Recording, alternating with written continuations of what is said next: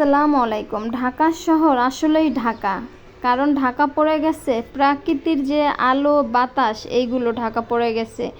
কারণ আমরা যে এলাকায় থাকি নাই কোনো আলো বাতাস, বাসা পর্যন্ত তো যাই না, একটাই যায় সেটা ধুলা বালু আর গাড়ির আওয়াজ, এটা ছাড়া আর কিছুই পাওয়া যায় না।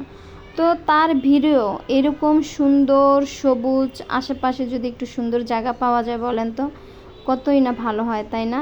সেটাও মনে হয় বেশি দিন আর থাকবে না, কারণ আশেপাশে যেই পরিমাণে বাড়ি উঠতেছে এটাও ঢাকা পড়ে যাবে।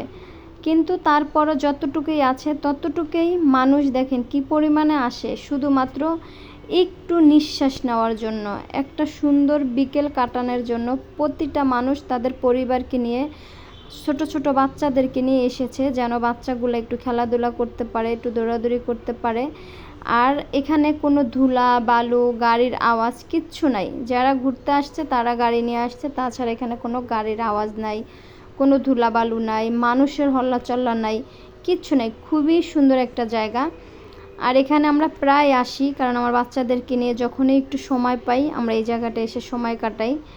তো আপনাদের কাছে এই যে ভিডিওটা যদি ভালো লাগে অবশ্যই কিন্তু লাইক কমেন্ট আর শেয়ার করে দেবেন। আপনারা ভিডিওটা দেখেন কিন্তু লাইক কমেন্ট শেয়ার করেন না, তো অনেক কষ্ট হয় কিন্তু ভিডিওটা বানাইতে, আপনারাও জানেন। কিন্তু কষ্ট হলো একটু কমেন্ট আর একটা লাইক করবেন, যে ভিডিওটা কেমন হলো সেটাই না বলেন।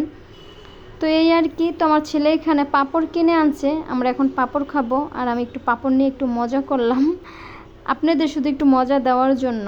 তো আমার পাঁপড় খুবই পছন্দ, আর আমি বাহিরে গেলে আমার সামনে পাঁপড় পড়লে আমি খাবই, কিন্তু আমার বাচ্চাদের আবার অত পছন্দ না, ওরা পছন্দ করে না, আমি আর আমার হাজব্যান্ড খাই।